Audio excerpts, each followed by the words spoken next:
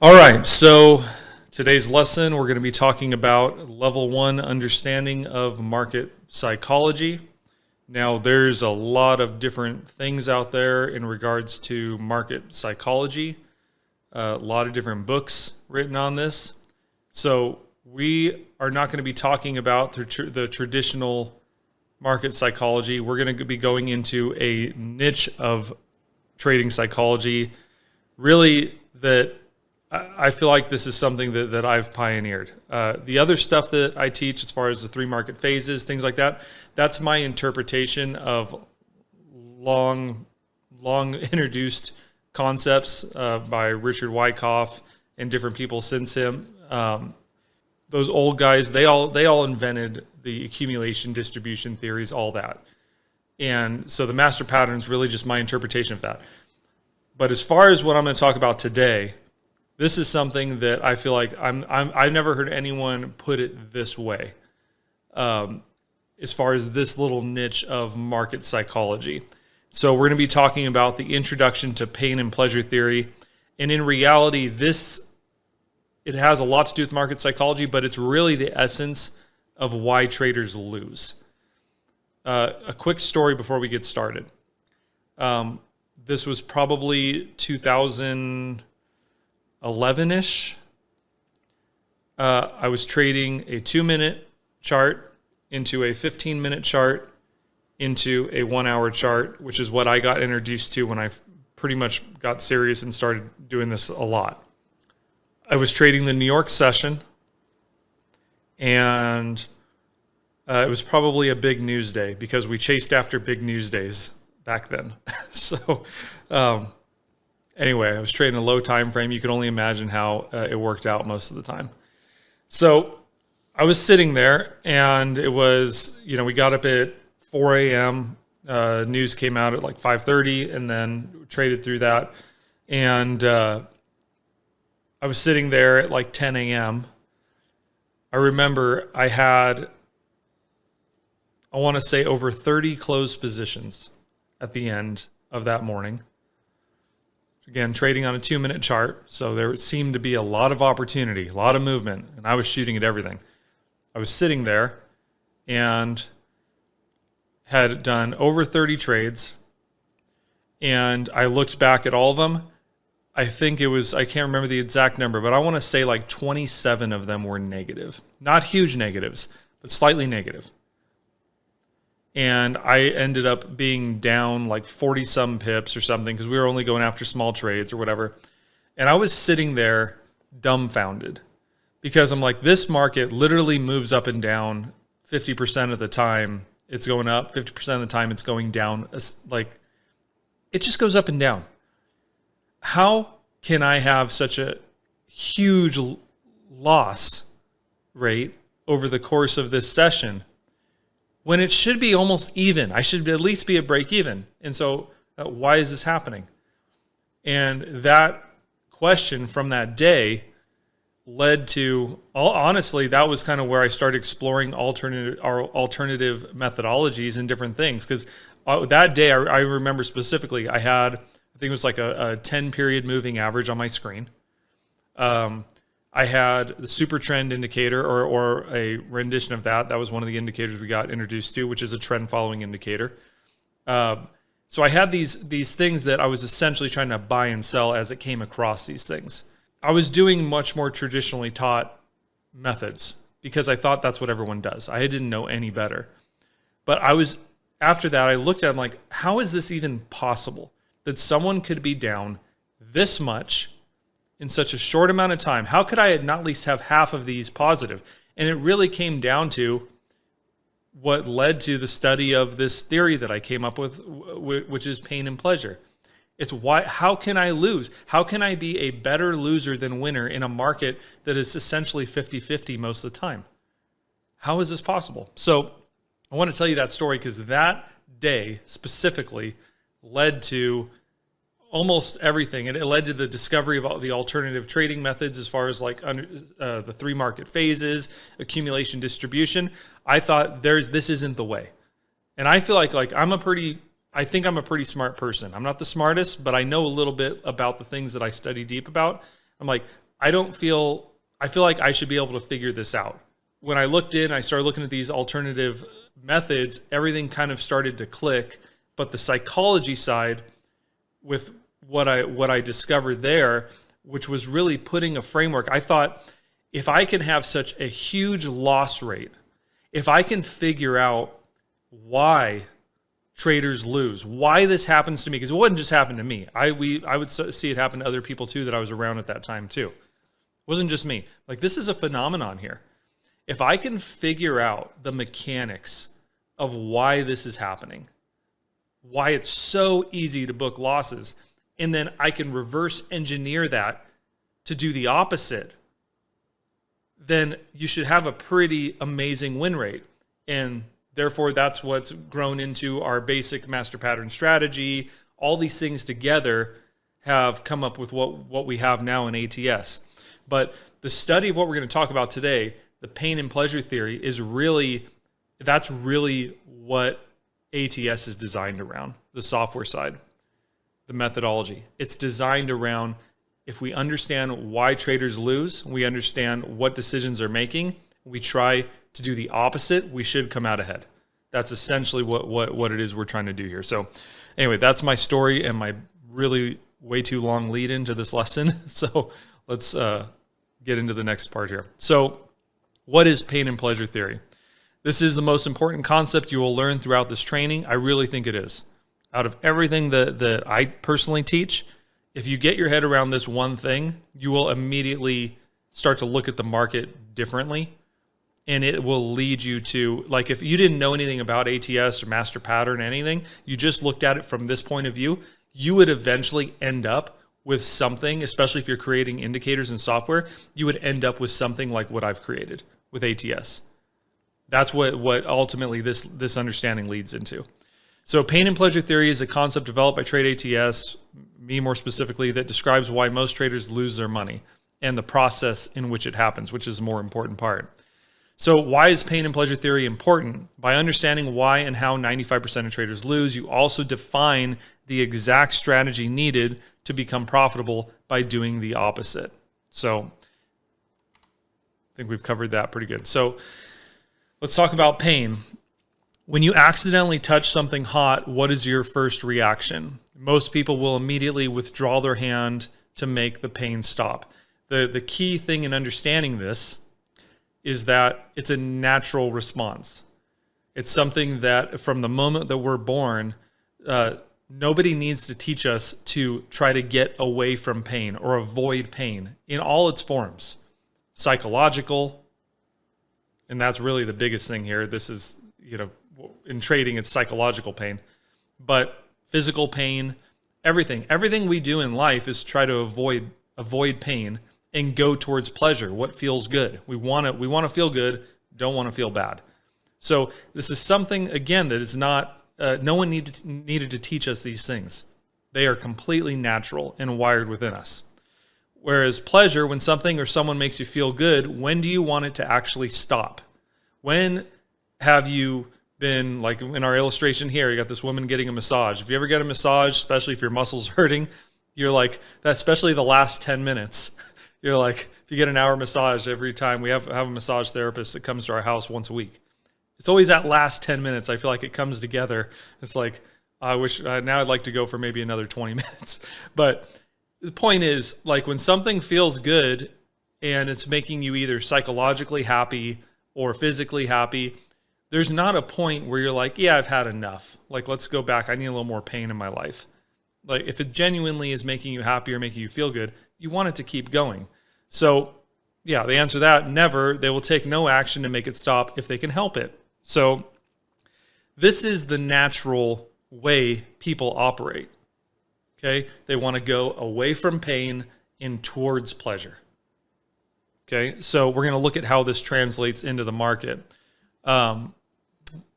Next part of the slide, I've already kind of covered this. Again, the responses to pain and pleasure are natural. No one needed to teach you these responses.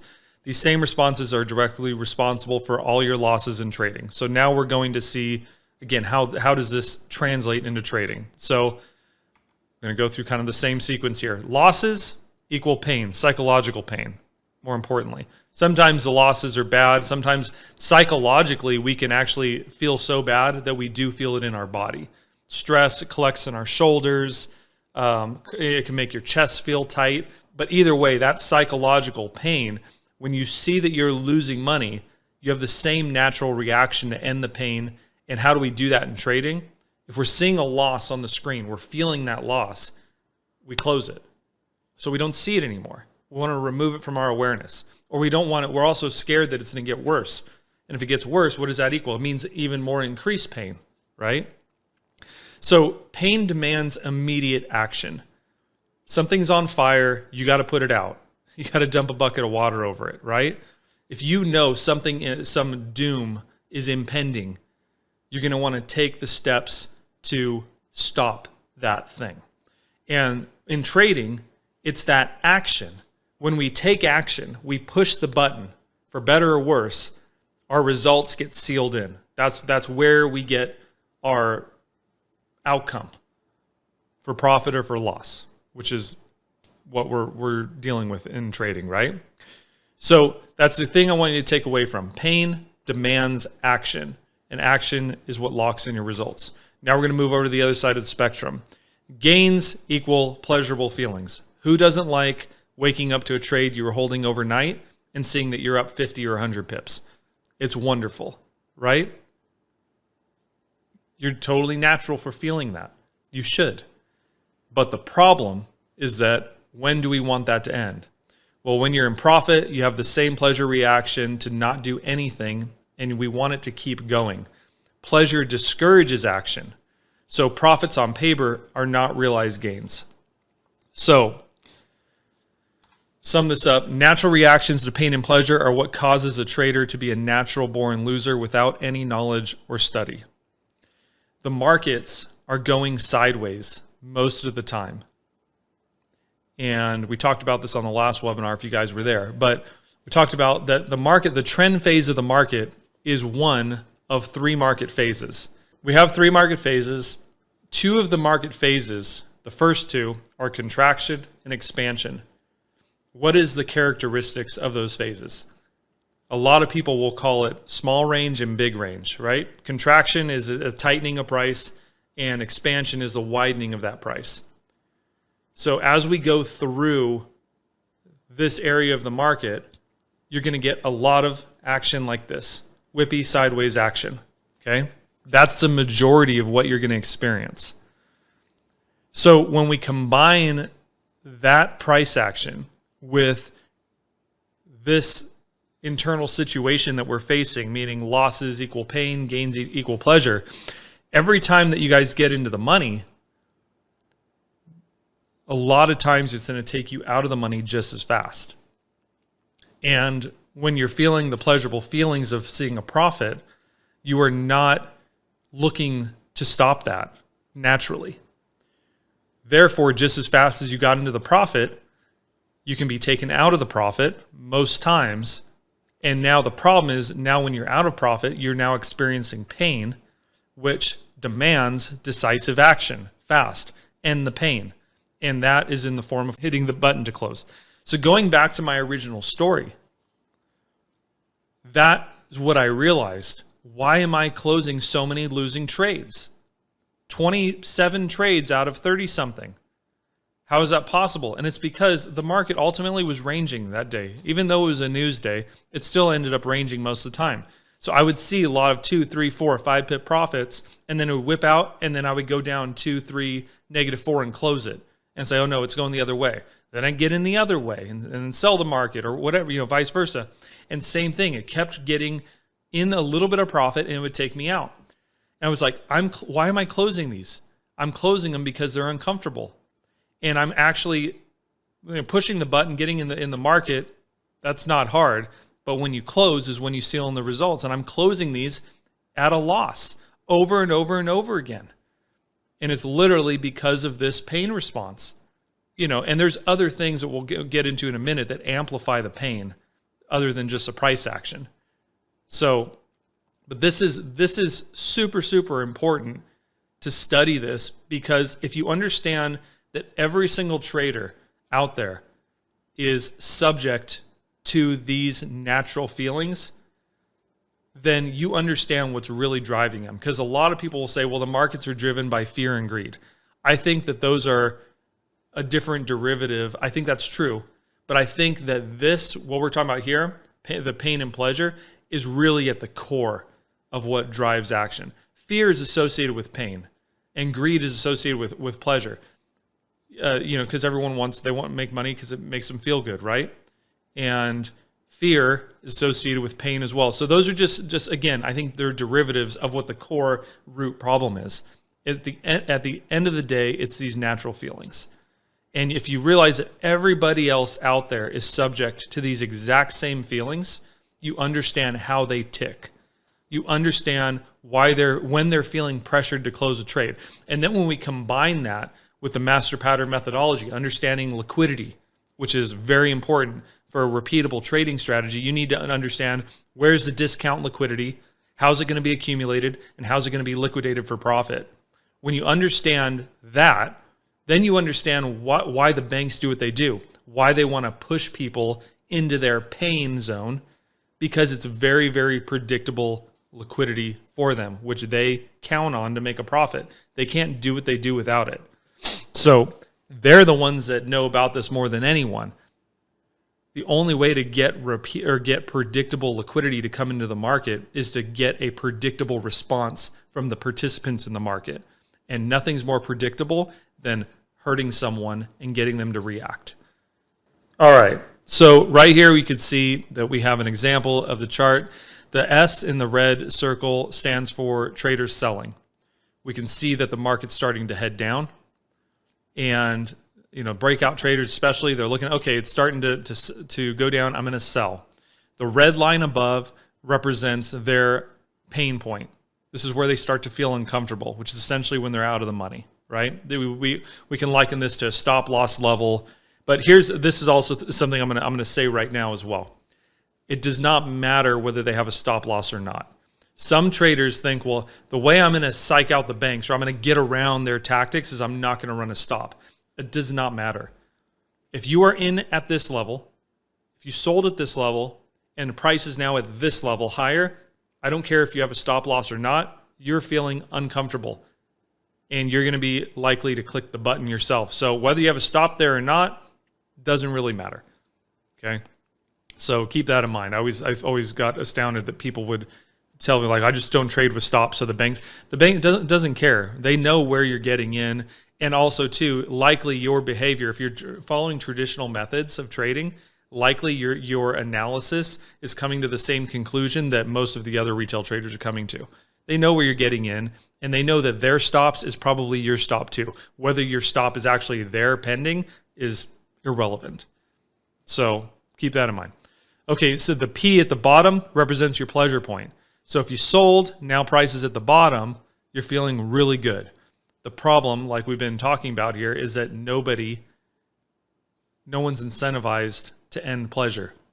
We should be incentivized to take profits, but it's very difficult to do, especially when you see an aggressive move like this. You're like, man, I wonder how far is this really going to go? But what we know about the market phases that we need to stay connected to is that it's sideways most of the time. What does that mean? It means you get stuff like this. Here it comes back up. As fast as it puts you into the profit, or almost just as fast, it takes you out of the profit. So what ends up happening, you end up closing with a small profit, a break even, or a loss. That's a reality. So what you saw on paper is not what you took home. And it's because of that lax state that you get into because you're happy that you're in a winning trade. These are things you got to stay real vigilant to. So let's keep going. Here's another one. As the market goes, now you think, okay, it's going up, so I'm going to buy. I got stopped out. Let me immediately reverse my position, right? This is total standard behavior for a lot of traders because also they're not trading in directional bias either, right? So this is how you really get yourself crossed up. They jump in, go the other way. Now they're in pleasure again. They're like, okay, this one's it. This is it. They're holding. The buy is where they got in. The new red line is where, just right below that, that's where they're going to start to feel uncomfortable. And then the P is where they're feeling really good. Max pleasure chemicals flowing, right? What happens? Market ranges, 90% of the time in the contraction expansion phase, we're still in that overall, probably on the higher time frames, right? So comes down, stops them out. Another break even or small loss, even though they saw a nice profit on paper. They buy again, they're in max pleasure. What happens? Market's still ranging. They come down, they don't book it. Now they reverse, they sell, stop loss goes above the high, they're going to give it a little more room. What happens? Now the market's even consolidating harder. It just keeps hitting that pain threshold. Okay, they sell again, another profits on paper, market's still ranging, comes back, stops them out. So you guys get the point now. This is the reality of most of the market environments that you're dealing with. Most of the time. And markets will break out and have great trends. They will, but that's not the rule. Your guys' strategy, trading the master pattern, trading the basic methodology, which is essentially grounding yourself to a directional bias, and then depending on that directional bias, if it's up, you want to trade undervalued on your lower time frame. If it's trading down, you want to trade above value. The reason that you're doing that is because it allows you to survive markets like this. You may not be knocking it out of the park, but you can still get base hits and live through these choppy markets, which is a lot more than most people can say. You are by default using this to your advantage from the get-go and not chasing the market like everyone else and being subject to these things. So you combine the master pattern methodology with the knowledge of how this is how it's working in the background.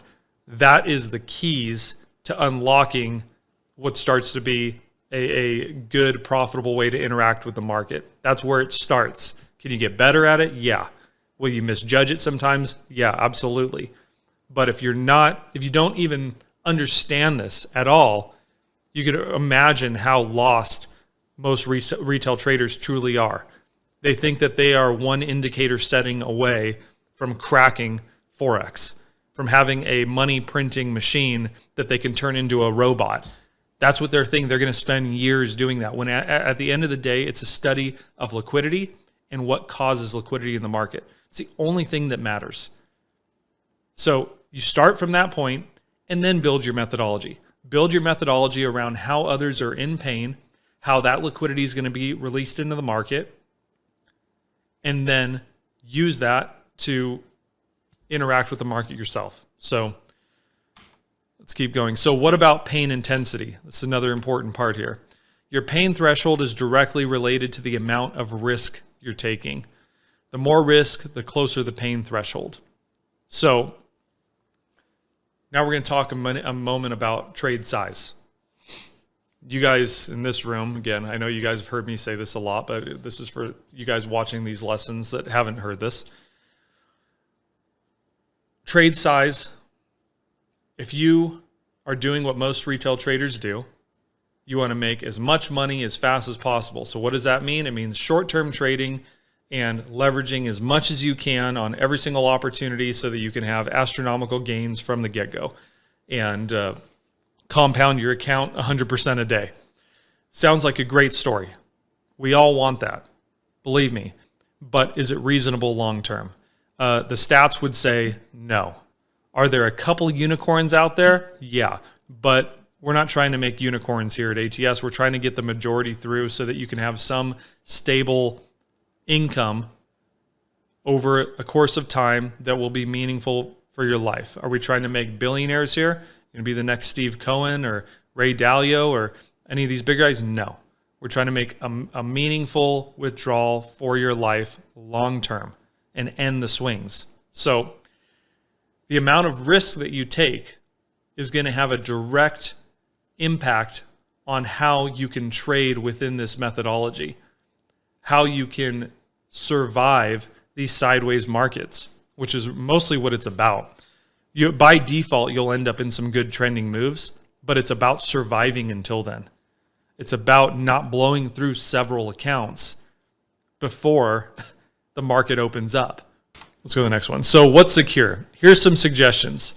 Use wider stop losses, placed well outside localized master pattern framework and cycles. Remember that all high and low points within a defined expansion range can and usually will be used by the banks for the accumulation of supply. Don't be their supply. Trade with multiple smaller positions instead of going all in at once. The banks accumulate over a range of prices. You should too. So the cure to this, ultimately, what we're saying here is giving yourself room for the market to do what it needs to do, and trading smaller, and then being able to add to your positions over time. That's the key. And a lot of traders struggle with this because they think that trading smaller means that their progress is going to be slower. And it's the opposite way.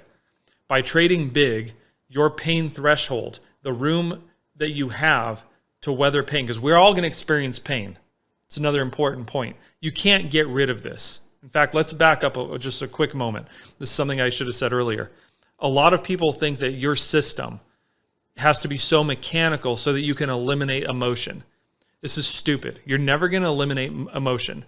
And you're never going to have a system that is so mechanical that you could just press a button. If you did, you would have a robot doing it. It is always going to have some level of judgment needed on every entry. You can have a lot of best practices. That's what we'll talk about them at ATS. We have general rules like trade and trend, start from an overvalued or undervalued position when you enter the market. There's some basic best practices. Don't trade out a session. But as far as the hard defined rules, what's the exact stop I should have? What's the exact limit? What's all these little mechanical things? You're never going to get a set of a formula that is going to adapt to all markets. The only thing that adapts to all markets is understanding the market phases. And those phases take on different times. They have different time that they take to play out. They have different range sizes. All those things have to be adapted to in the moment. And you have to adjust your position sizing, all those things. So you're never going to have a situation where it's so mechanical that you can eliminate all of your emotion. It's just not going to happen. So that's okay. The way that we're going to deal with emotion, our own pain threshold, is we're not going to try to get close to it. You're going to get in a bunch of trades, even using the master pattern strategy, that are going to take you out of the money. It's a fact. Nobody's that perfect. We're not trying to call the tops and bottoms. We're just trying to get entry in zones where price is typically overvalued or undervalued. That's it. It's the best you could do. It's great. It's a great place to start. But the market can still range out. It could still mess with you at those levels. We need to prepare for that. So how are we going to prepare for that? We do it with smaller positions, less expectation. We want our pain threshold as far away, especially in the beginning when we first start working a trade idea. We want it far away so that we can survive the unpredictable. There's so many things that are unpredictable in the markets. We can't account for all of them. We have to have a survival plan. And then you add to those positions as things start to shape up, because you will get more clues as things go. Sometimes you won't be able to add to them. And some people have that fear. They're like, well, what if I can't get in my full position? What if I just trade it with 1/5 or 1/3? That may happen sometimes. But by trading a smaller position, you'll realize that it's so much easier to see profits multiple times on a trade. Even if you put in a trade anytime, regardless of the trend, you take a small position, a 10-cent pip, or depending on your account size. Let's say if you have $10,000 in an account and you trade a $1 pip, it's all pretty meaningless according to that account size, right? You trade a $1 pip and you just buy or sell. Almost in any market condition, you will notice that $1 pip will put you in the money and out of the money several times because the markets are ranging. That means you'll have several opportunities to just close when you see a profit. Okay, so that's the reality of what's going on here. So what we're trying to figure out when it comes to position sizing is we're trying to find a happy medium between giving us a lot of room to absorb some pain, but still be borderline being meaningful enough that we can make a reasonable amount of gains. There's a sweet spot in there that is going to be unique for everyone, but I would default to, if you're coming out of the retail trading space, which I'm assuming most everyone that's going to be watching these videos is you're going to have to tune it down. You're going to have to fight with the constant feeling that you need to up your lot size. If you the smaller you go, the more consistent you're going to end up being, and you can always add. Once you're all in, then you're all in. You can always add, and usually there's multiple opportunities to add to your trade. So start small. You maintain your creativity. You keep your pain threshold far away. And most of those trades, just like I said, almost if you bought and sold at any level, you'll have plenty of opportunities to close in profit. Whereas the opposite of that, if you trade too big, your pain threshold gets close. You'll notice that in how tight you make your stop.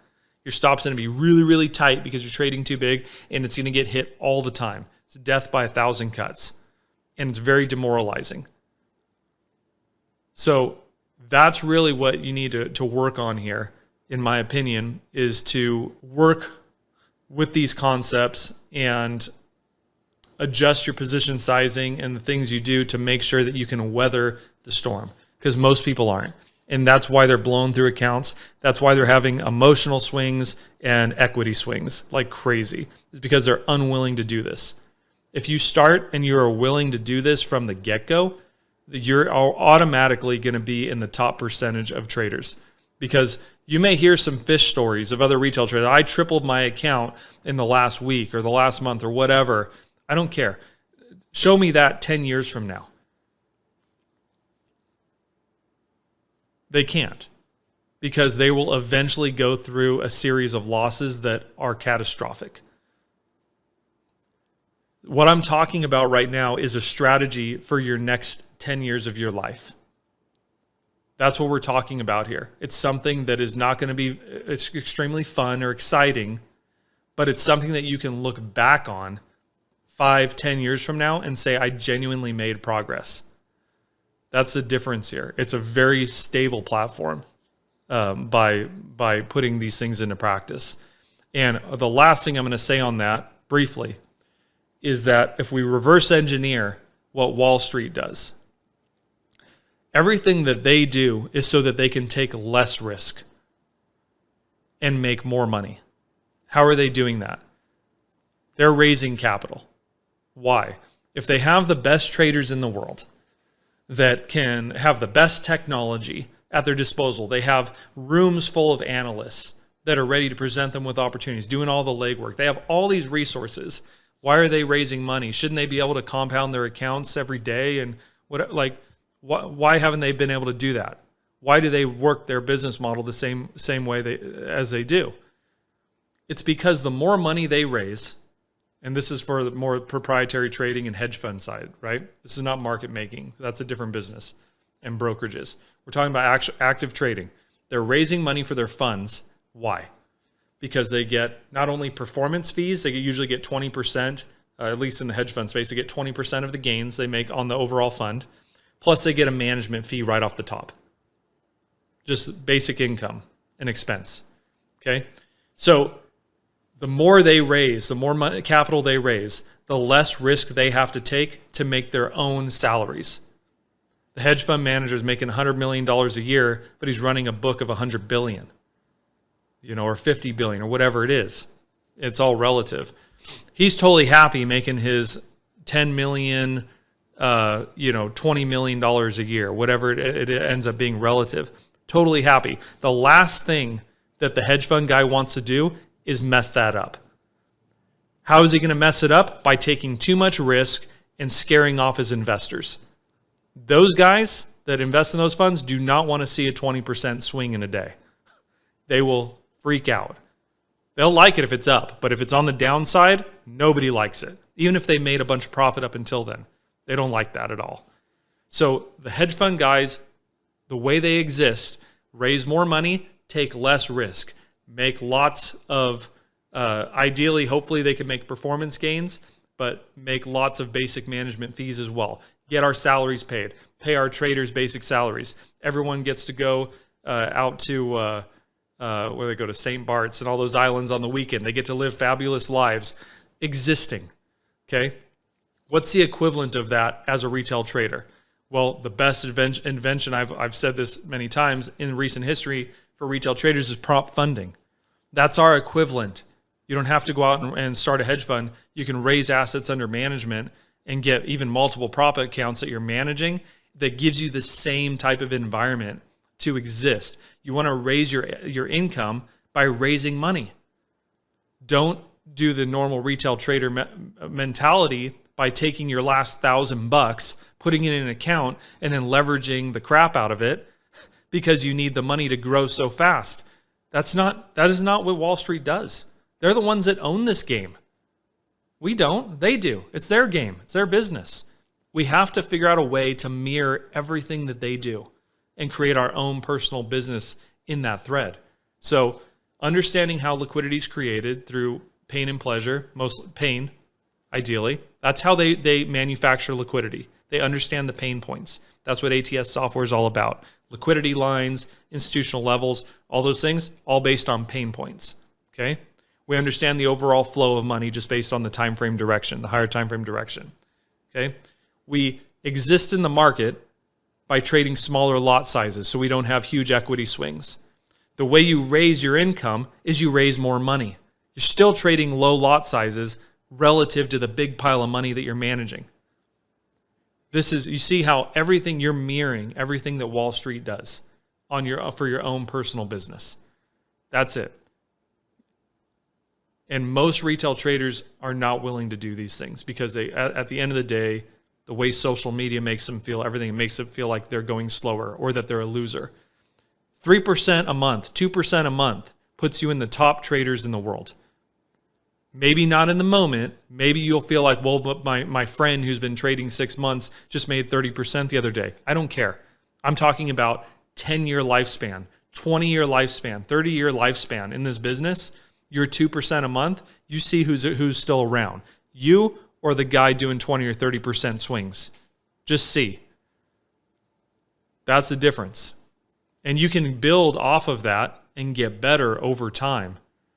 You can have months where you do maybe make 20%, but that's really going to come down to market environment and the overall macroeconomics. It's about survival. It's about survival. It's about putting up some small repeatable gains that are relatively easy, being disciplined to finding those opportunities and wait for them, and having a really long-term outlook. And if you need more income, raise more money. Don't leverage your account and risk. That's not good for survival. So that's it on that one. I know I went a little deep. I touched on a lot of different things in there, but I feel like it's all relevant to this lesson. Because again, this understanding, the pain and pleasure theory, it really powers everything else that we talk about here. So I feel like this is the most important thing to study to tie into everything else we do. So again, what's the takeaway? Pleasure creates complacency and non-action. Pain creates swift action. Markets range 90% of the time. This means that every buy or sell position you take at any price has a 90% chance of being out of the money in the near future. This means you will experience pain on almost every trade. The intensity of your pain is directly correlated to your trade size, the risk you're taking. Use small positions and wide stops outside localized master pattern framework. When we say localized, just to be clear on that, that's the current expansion and general range you're dealing in. You'll have a range of the swing high, swing low points, and you'll have an expansion line that you're typically dealing with. That's what we say localized. You want to keep your pain threshold outside of those areas, at least to start when you start working an opportunity. You want to keep it wide stops outside the localized master pattern framework so that you don't fall victim to liquidity harvesting by the banks. You want to stay out of their zone because not only do you not want to fall victim to that liquidity harvesting, but you want to see it happen so that you can use it as well. And that really is kind of maybe the big insight here too as well. If you're not seeing liquidity harvesting, is there a trade? If we're following the banks, they have to work it a certain way. They need liquidity to get in, liquidity to get out over a large time horizon. If you're not seeing that happen, is there really a trade for you? Maybe there is sometimes, but just something to think about. We'll just plant that out there. So that's it. That's the lesson for today. And I see some questions that were typed in. Does anyone have any questions that they would like pertaining to this material?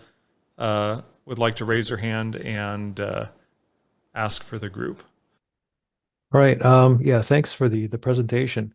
When I first started, I always thought that I was battling like the markets, right? But what you've just gone through right now seems like really I'm battling myself. Is that right? Like basically I've got to develop the right mindset and understanding of what's going on inside my head with these Yeah. emotions that are going on. Because what you're saying is we're at a disadvantage with our default brain. Yeah. Absolutely. Like really, that's it. I mean, it doesn't really, I'm not going to say strategy doesn't matter or system doesn't matter, but the game changer here is like understanding what's going on inside our heads when those emotions are coming up and then saying, okay, is this legitimate or not? Like today, for example, I was in a trade and I was at a good point where I thought, okay, I could go short and it just didn't want to go short, right? And saying, okay, well, we're going to give it some time, give it some time. And I noticed a lot of frustrations coming up inside me, like, I want this to go, I want this to go, and it's not going, and blah, blah, blah. Finally, the end of my session came at about 11. I thought, you know what, this is just not working. And I'm just going to throw in the towel and close the trade with a small loss. But that game is within my own head. Absolutely. Yeah, absolutely. That really ATS aside, right? Yeah. There's a lot of aspects to the game because there's a technical aspect, obviously, but then there's the mental aspect. So I think the first thing to understand before you go down the technical rabbit hole, which there's so much there, the first thing to understand is understanding the basics of what we talked about here. Why is it so easy for me to take a loss? And why is it so dang hard to take a win, a consistent win?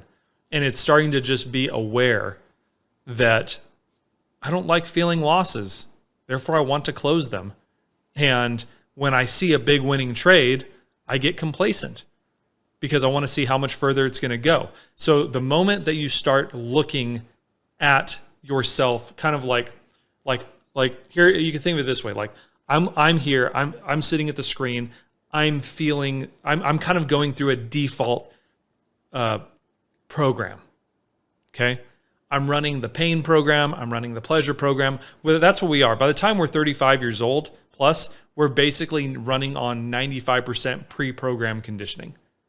We've been working on our whole lives. We're not creating anything new unless we really work at it. So we're just running these programs in all areas of our life. So this is the one that we're running right now is when I feel pain, I want to make it stop. When I feel pleasure, I want to keep it going. The awareness that we need to develop to start with is to understand this is happening. So we need to be aware of what we're thinking. We need to be aware of what actions we're taking based on those emotions. So it kind of takes, you got to kind of step outside yourself and look at what programs am I running? And the moment you start observing yourself in the program is the moment that you're out of the program and you could do something about it. Most people never observe themselves from that point of view. They just run the program. So that it starts with that awareness. And then you also are going to develop awareness that everyone else around you in trading is operating with the same thing, conscious or not. So if you see a bunch of people have gotten into a trade at a certain level, and next thing you know, the price is above or below, opposite of what they did, you know that entire group of people is uncomfortable. And you know that you're not wondering if they're going to want to close out.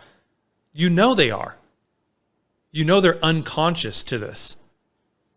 So we are looking at the group as a whole. That's what we always want to take kind of this overview perspective of everything happening in the market. We have buyers, we have sellers, we have banks, we have market makers, all these people. Us at ATS, we're trying to rise above the entire thing to look at how everybody's playing. Where are people? Where have they bought? Where have they sold? Who's in pain right now? What are the banks likely doing? And we're trying to put it together like it's a big chessboard. We're trying to work all the different pieces and figure out what is it that I should be doing right now based on this giant overview. So again, going back to your question, it starts with understanding yourself. You are playing a game against yourself. It's becoming aware so that when it's not that we're not going to run the programs, not that we're not going to feel pain. It's not that we're not going to feel pleasure, but it's being aware hey, I feel pretty good right now. Maybe I should be looking to take decisive action instead of not. It's having that awareness all the time. But then the methodology side, what leads to the technical understanding of the market, is now applying that understanding to everyone else. Where are they feeling pain? Where are they feeling pleasure? What's the bank's tactics? How does the bank need to make money? They're trying to make money, a return on a big pile of money. They need to accumulate. How are they going to do that? How are people? Where's the pain? That's where they're going to accumulate. All these little things you start putting together will result in a very well-rounded approach to the market. And that's essentially what we're doing here at ATS. When we talk about the basic strategy, the trading in the trend flow of money and then trading above or below value is in line with these things from a technical standpoint. Because fair market value is a balance point.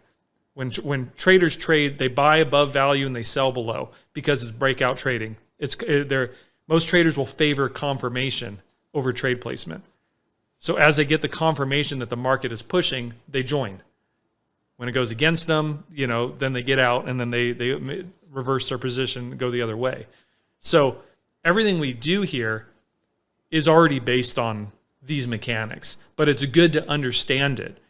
And this is the point of this lesson, is to get you to your question, is to get you to understand how it works personally in you, and then how to apply it to the mass market. So I don't know. I kind of went off on a bunch of things, but does that kind of reemphasize what your question was? Yeah, it validates it. Yeah, the battle's yeah. in our own mind, and developing the awareness so that we can work with it. I also guess that these feelings in the normal world, they help us, but within the trading environment, if we're not aware, they're a hindrance, right?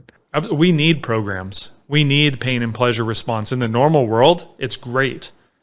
Going back to the hot stove analogy.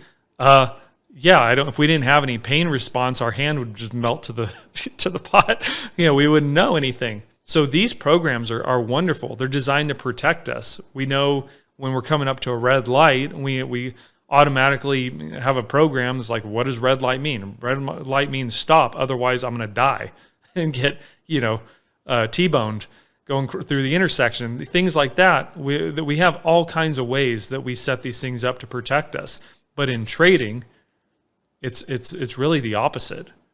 These things are designed to work against us, or they do work against us. And so everything's flipped on its head. And it goes back to the story I told at the beginning of this thing, was it's really trading. If it's so unevenly weighted in trading, there's no greater example, I think, in the world of financial inequality. It's no more pure than the business of trading. So for someone to get into this business and not study right off the bat why people lose, is it a problem with the technical strategy? That's part of it. But really, what's at the root? What's at the root of a technical strategy is a belief. It's a belief. If someone believes they're going to win, they'll open the trade. They're not going to open the trade until they have that belief. But with that belief comes the discouragement of that belief. And the discouragement of that belief is what creates the actual predictable part of trading, which is the release of liquidity. So discouragement. We can't, even the banks don't know when the pleasure is going to end. When are people finally going to take profits? They don't know. The only thing you can count on is pain. That's when we know there's going to be a decisive action taken for someone to click the button, which is what they're interested in, because they need the liquidity to do what they do.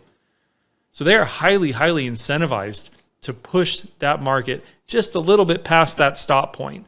That's why they'll get into trading, they'll be like, it's like the market almost knows exactly where my stop is. That's why you start feeling like, you start getting very personal about it. It's purely out to get me alone. It's because of that. When you feel that way, it's because you are running the programs and you're falling victim to the pain and pleasure thing. It's up to us to stay above that. And again, the way that we stay above that, small position sizing, staying out of localized framework, giving the market room to do its thing, and looking at it from a perspective of how is the bank accumulating? Where are the highs and lows they're going to use for this? When I see that, first, that's when I initiate. I'm not getting in the market and then waiting. That's why we like to trade off liquidity lines, because we get information there. Institutional levels as well, more recently. We get information at these because they're breaking points.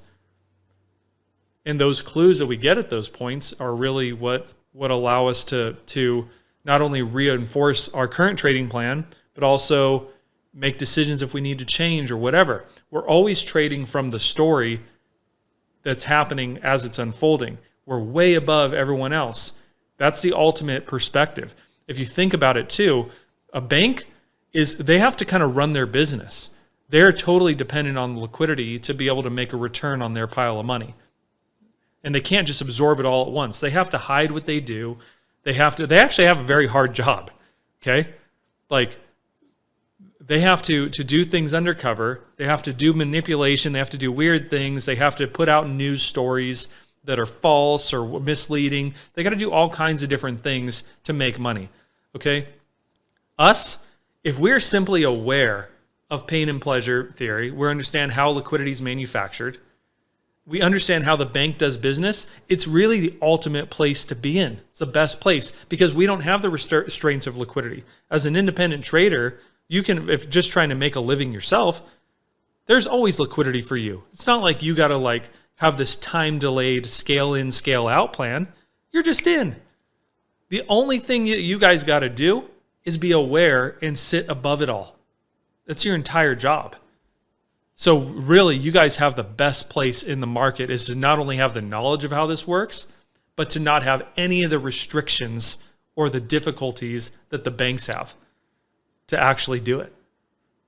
It's the best place. So you combine that with prop funding, things like that, the long-term perspective, you guys will be good.